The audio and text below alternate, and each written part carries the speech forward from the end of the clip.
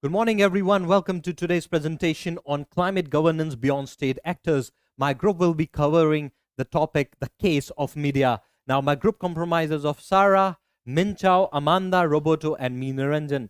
This is the contents. We'll be going through the introduction, talking about media and climate change through the historic lenses, economics, how companies react and decide what to report, how to report, and when to report, talking about how research could be interpreted on media, the big debate between social media versus the TV news, how the public actually gets the information on climate change, and talking about the issue of fake news. And also, in our conclusion, we will be analyzing the bigger role that media has to play as a non-state actor in climate change governance.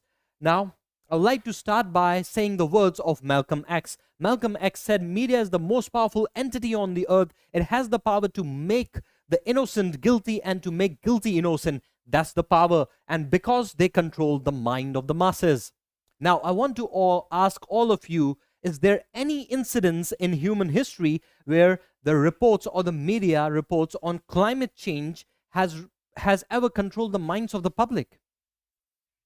Well, moving ahead, I'll just say that media is the fourth pillar of the state, and the present trinity of newspapers, television media, as well as the social media have a very close relationship with respect to welfare of the people as well as good governance. Especially in our case, we want to look further into how media can be used as a non-state actor for climate change, good governance. And while I was talking about the role of media, it has a much bigger role to play as a non-state actor. The very first thing is that as a watchdog of public interest, because climate change, although it's a global phenomena, but it has local impacts, it has local issues as well. And the second most important role is that media is like a mirror. It reveals to us the bare truths as well as harsh realities on climate change, and also coincides on what government strategies could be with respect to climate change governance. Now, let's have a look into the media coverage on climate change in the last century with respect to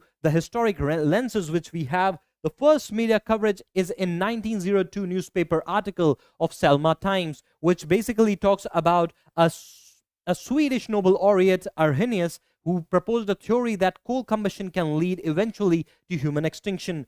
This article is basically published in 1912, which talks about greenhouse effect and focusing on how burning coal can cause climate change.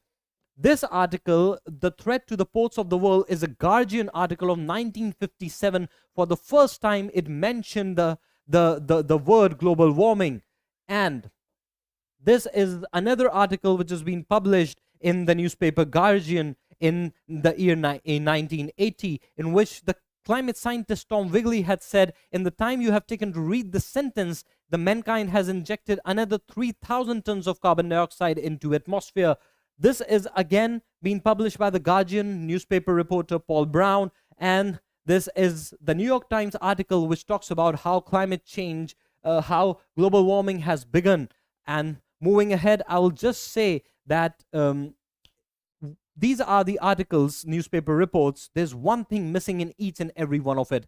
That is climate change governance. This is how hard it was used to be in earlier times. The governments of the world and even media was late to react to climate change as a governance issue, and how adaptation and mitigations could have been taken forward. There are certain media reports being published straight after COP26 and focusing on the element and the importance of climate change governance. Well, last but not the least, I would just like to say that climate change is no longer just a science story. It is now a political, economic, cultural, societal, as well as an individual story of you, me, and everyone. Thank you.